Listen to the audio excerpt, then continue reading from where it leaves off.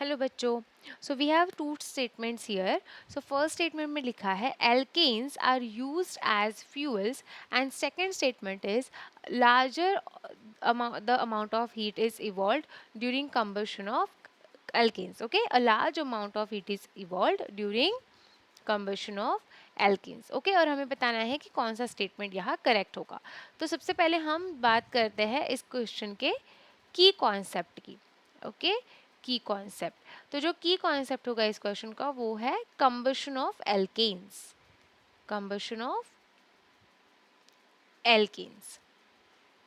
Okay, तो combustion of alkanes, combustion का meaning होता है burning in the presence of air. Burning in the presence of air. In the presence of air. Okay, now अब combustion ना students हम दो type के पढ़ते हैं, राइट. एक होता है आपका कंप्लीट कंबशन, एक होता है कंप्लीट कंबशन, राइट. अब जो कंप्लीट कंबशन होता है वो क्या होता है, it actually takes place in the presence of large amount of oxygen आप बोल सकते हो, या सफिशिएंट अमाउंट ऑफ ऑक्सीजन. ठीक है, आपके पास कम नहीं रहता है ऑक्सीजन, अच्छा खासा ऑक्सीजन का अमाउंट रहता है. तो हम एग्जांपल ले लेते हैं, जैसे CH4 है, जो हमारा मीथेन है, सबसे पहला एल्केन. तो CH4 की रिएक्शन अगर O2 के साथ हो गई यहाँ पे, तो यहाँ पर when there is a complete combustion, जो हमारे प्रोडक्ट्स बनते हैं वो होते हैं कार्बन डाइऑक्साइड एंड वाटर. ठीक है, कार्बन डाइऑक्साइड यहाँ पे फॉर्म होता है. रिएक्शन को क्विकली बैलेंस कर लेते हैं. 2H2O here and 2O2. ठीक है, ये हमारी कंप्लीट कंबशन की रिएक्शन है. और कंप्लीट कंबशन में हमें कौन से प्रोडक्ट मिले हैं, CO2 एंड वाटर. याद रखना, carbon dioxide and water. Where जब हम इनकम्प्लीट कंबशन की बात करते हैं, इनकम्प्लीट कंबशन, अब इनकम्प्लीट कंबशन में क्या होता है, जो ऑक्सीजन का अमाउंट है यहाँ पे कैसा था, मैंने बोला सफिशिएंट, राइट. सफिशिएंट अमाउंट में हमें मिल जाएगा, राइट. लेकिन यहाँ क्या होता है, when it comes to incomplete combustion, O2 जो है, that is oxygen, is in insufficient quantity. ठीक है, बहुत ज़्यादा नहीं है, कम अमाउंट में है. एंड यहाँ पर CH4 का हम एग्जाम्पल ले लेते हैं सपोज. तो इस केस में ना जब रिएक्शन होगी तो हमारा जो प्रोडक्ट बनेगा, it will not be carbon dioxide, it will be carbon monoxide and even water. ठीक है, इस रिएक्शन को भी बैलेंस कर लेते हैं.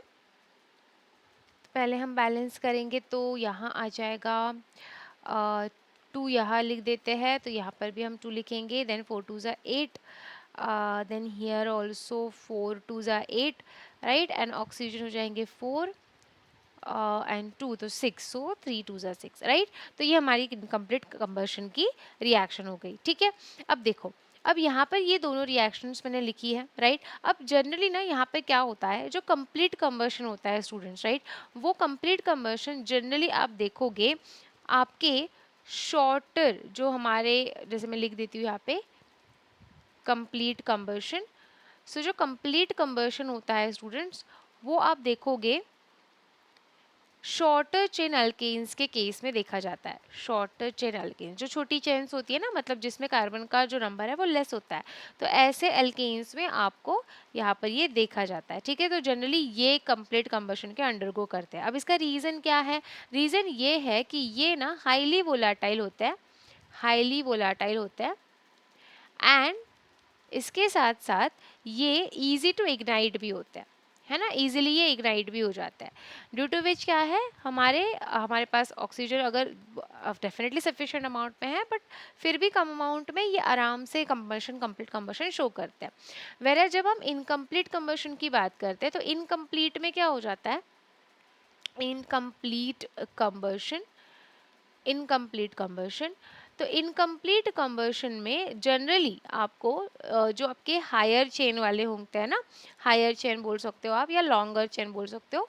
तो लॉन्गर चेन के जो एल्केन्स होते हैं वो क्या होते हैं, आपको जनरली शो करते हैं इनकम्प्लीट कंबशन. ठीक है, अगेन इसका रीज़न क्या है, रीज़न यही होगा बिकॉज उनको तो वो थोड़े हार्ड होते हैं वेपराइज करने के लिए as compare to your shorter chain alkanes. तो इन ये और इवन ये लेस वोलाटाइल भी होते हैं, they are less volatile, right? And even harder to ignite, as I told you, harder to ignite.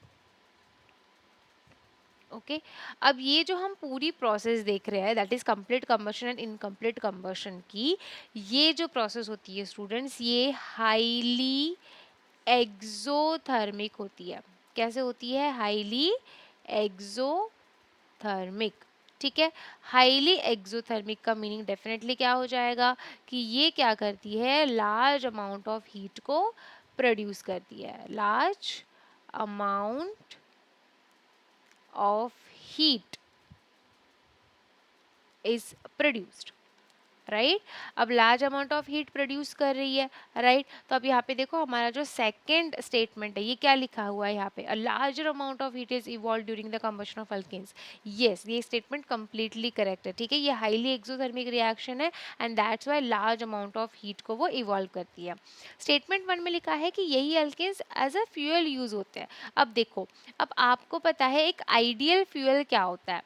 एक आइडियल फ्यूल वो होता है जो ज़्यादा से ज़्यादा हीट को लिबरेट करे, राइट. ओके, आप बोल सकते हो large amount of heat, large amount of heat liberate करे. ठीक है, ऐसा जो हमारा फ्यूल होगा वो क्या होगा, आइडियल फ्यूल कहा जाएगा. एंड दैट्स वाई अगर आप यहाँ पर देखो जो एल्केन्स है, ये भी जब कंबस्ट हो रहे हैं तब लार्ज अमाउंट ऑफ हीट को इवॉल्व करते हैं. एंड दैट्स वाई यहाँ पर हम उनको एज अ फ्यूल भी यूज़ करते हैं.